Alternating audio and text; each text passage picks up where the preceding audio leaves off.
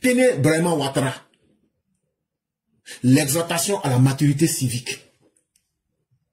Il dit, laissez tous ces petits voyous-là. On va régler leur cas au bon moment. On va les gérer. La déclaration du ministre d'État, ministre de la Défense Téné Brahima Ouattara. Il faut qu'on arrête de s'amuser dans ce pays, s'inscrit dans une tradition oratoire où la parole publique prend valeur d'acte de régulation politique. Vous savez, la parole est très importante, surtout chez les peuples du Mandé. C'est dans le Mandé qu'on peut voir quelqu'un se suicider quand il devrait revenir sur sa parole. Ça veut dire ce qu'il a dit là.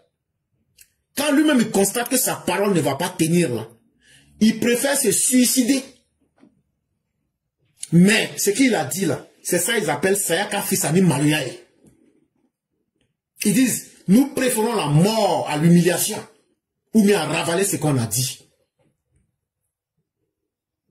Et Téné Brahima Ouattara est l'incarnation des fils dignes du Mandé. Et quand il parle là, il ne parle pas par émotion. Il ne parle pas parce que la parole est intéressante. Il parle en connaissance de cause. Et quand il parle, sa parole doit aider à construire et à éduquer.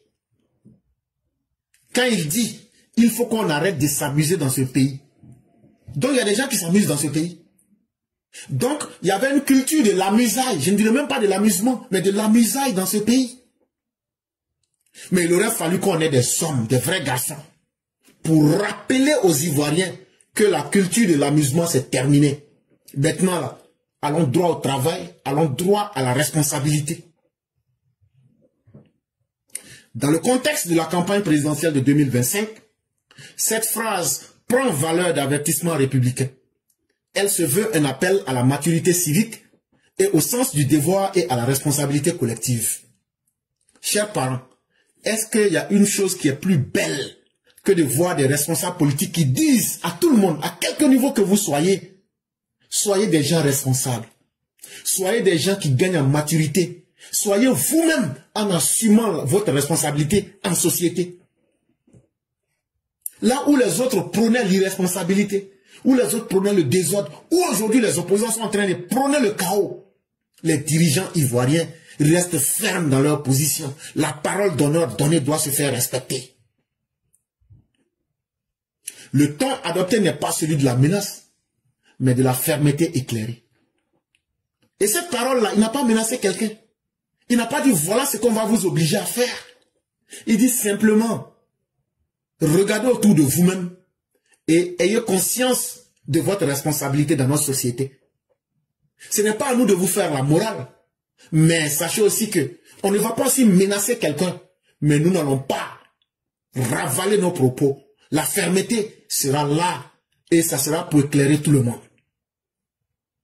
Il traduit l'exaspération d'un État qui, après avoir reconstruit les fondamentaux d'une nation moderne et consolidé la paix, refuse désormais de tomber dans les errements de l'improvisation politique et les jeux stériles de la contestation permanente.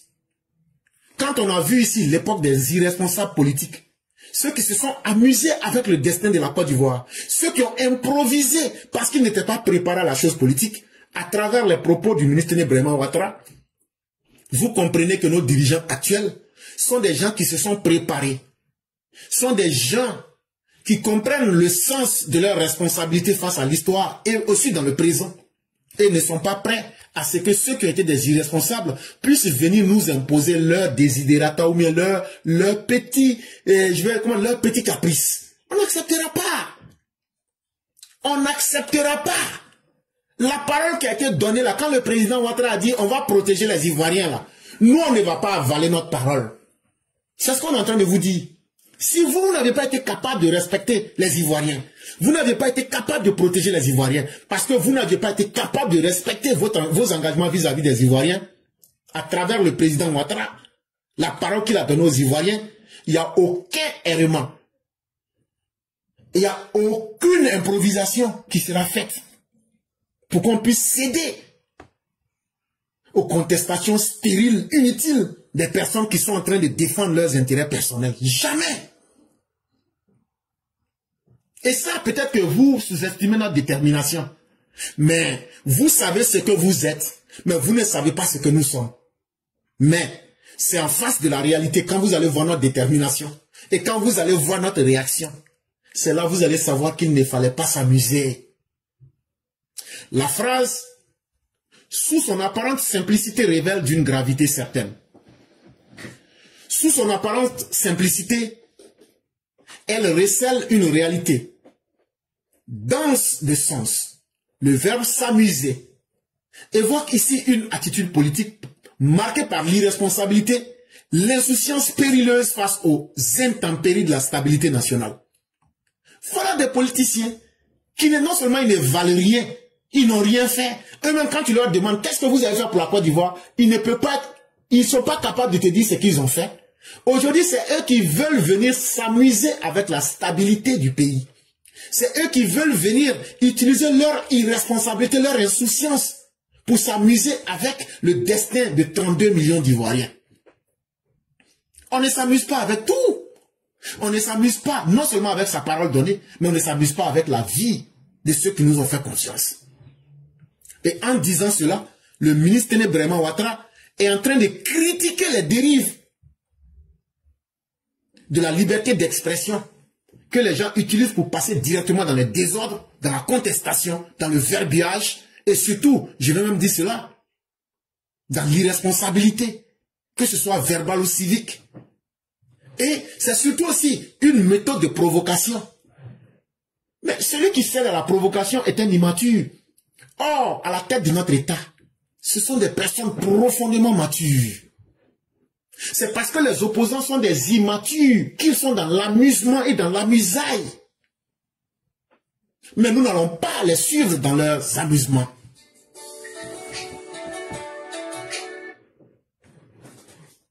Nous n'allons pas vous suivre dans vos amusements. L'emploi du pronom inclusif « on » élargit la portée du propos de l'ensemble du corps social. Il ne s'agit pas d'un reproche adressé à une frange isolée, mais une exhortation collective. Donc ça ne s'adresse pas à quelqu'un. Même ceux qui sont RHDP, ceux qui sont opposants, ceux qui sont en Côte d'Ivoire, que vous soyez des étrangers. Parce qu'on a vu des étrangers même collaborer avec des forces du mal en Côte d'Ivoire.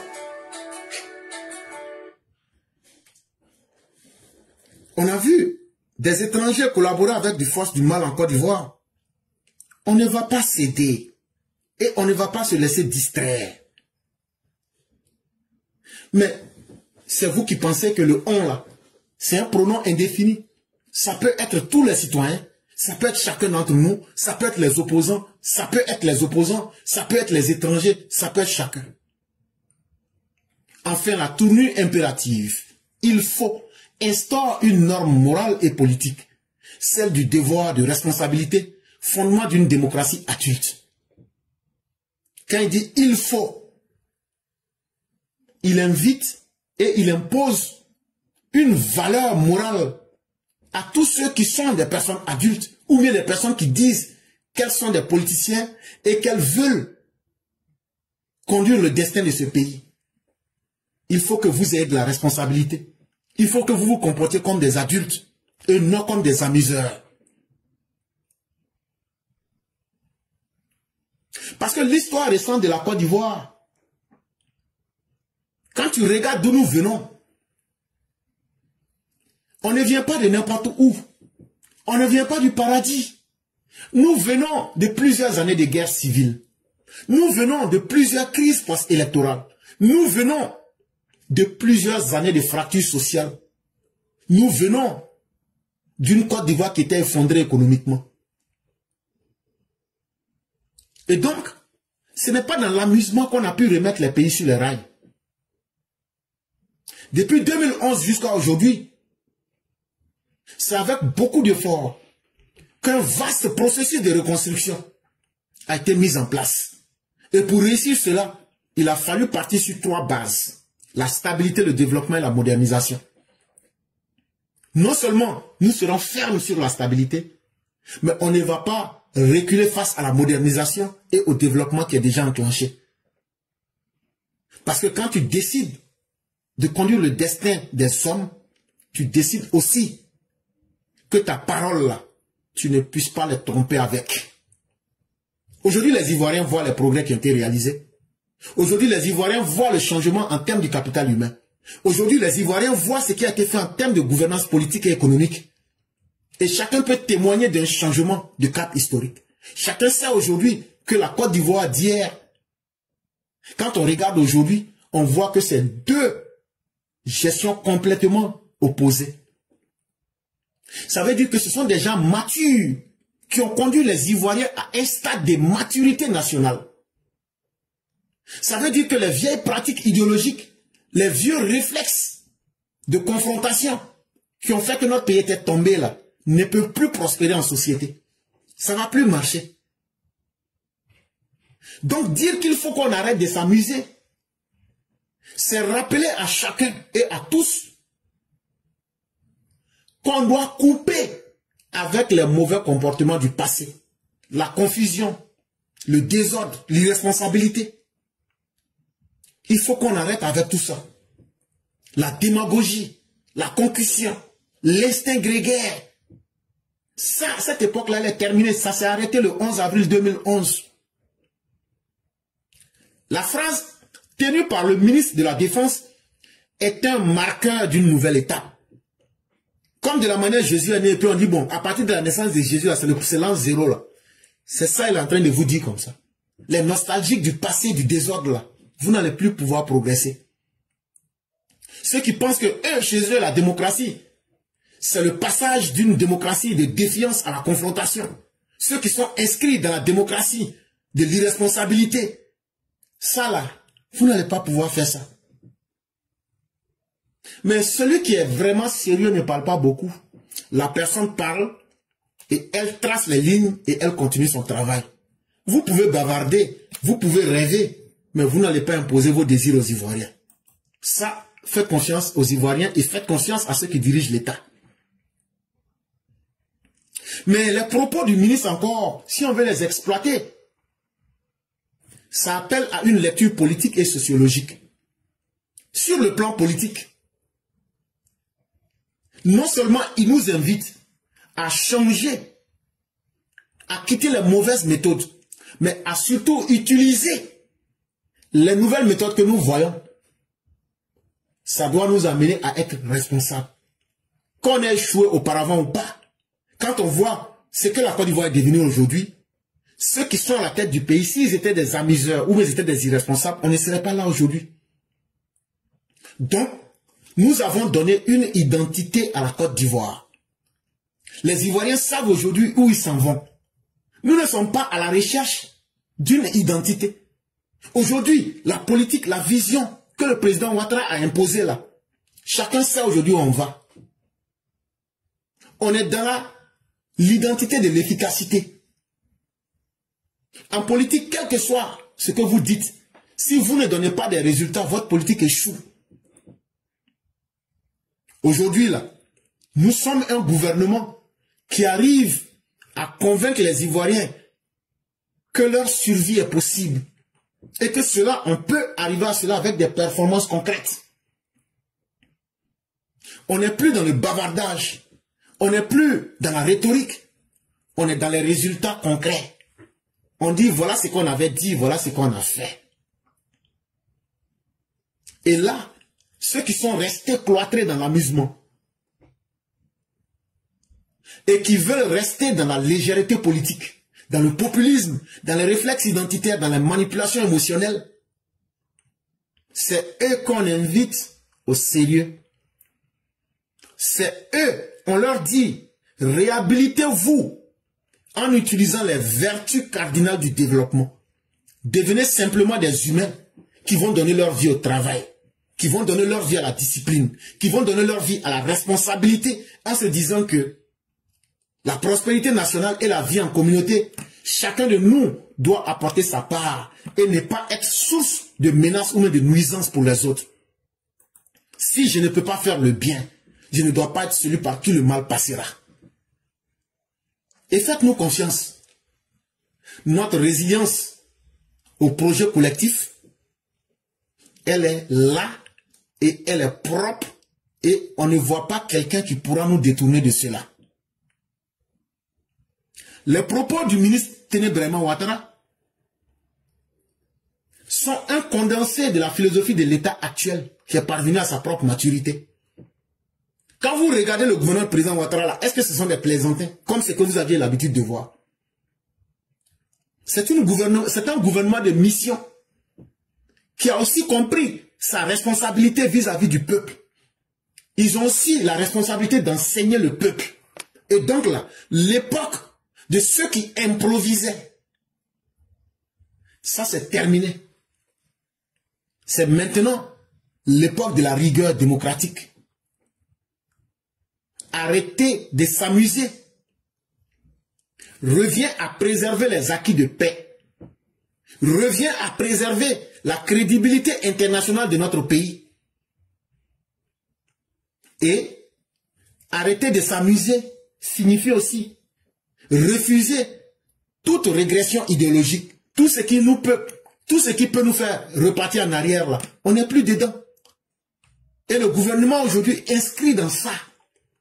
Et nous allons accompagner ce gouvernement quoi qu'il advienne, parce que c'est le bon choix. Parce que Alassane Ouattara est un modèle de stabilité et de performance. La Côte d'Ivoire ne peut plus redevenir le terrain des jeux des aventuriers politiques, des amateurs et des irresponsables qui sont nostalgiques de la politique de l'échec et du chaos. Ça, c'est terminé. L'aventurisme politique, ceux qui viennent quand ça les arrange, ils veulent utiliser la Côte d'Ivoire comme un terrain d'expérimentation. Ça ne passera plus. C'est le sérieux républicain qui va s'imposer désormais comme la condition essentielle pour continuer le progrès qui a commencé. Si tu n'es pas un homme sérieux, les Ivoiriens ne veulent plus de toi. Et c'est pourquoi vous allez entendre dans la bouche des Ivoiriens, est-ce que tu pourras faire comme Ouattara? Si tu dis que tu ne peux pas faire comme Ouattara, on va dire à toi, tu n'es pas sérieux. C'est ce que les Ivoiriens vont te dire. Et donc on passe à autre chose. Et donc ici, à travers les propos du ministre Téné-Braima Ouattara, il est en train de nous révéler une exigence de civilisation. Quand Nicolas Sarkozy vient de dire que les Africains ne sont pas rentrés dans la civilisation du 21e siècle, ça nous fait mal. Mais qu'est-ce qui fait qu'il a pu dire ça? C'est parce que nous sommes restés dans l'amusement. Nous sommes restés dans l'enfance des idées. Et nous ne voulons pas grandir. Or, celui qui ne veut pas grandir s'amuse avec son propre destin. Et celui qui s'amuse avec son destin ne peut pas faire partie de la civilisation et de la grandeur. Et donc, le ministre nous rappelle que c'est une exigence de civilisation. Un peuple qui a trop souffert ne peut plus se permettre de s'amuser avec son propre destin. Et aujourd'hui, nous avons décidé de transformer notre destin à travers la paix, à travers des projets collectifs de progrès et de développement. Ceux qui comprendront, tant mieux. Mais ceux qui ne comprendraient pas, vous allez l'apprendre d'une manière ou d'une autre.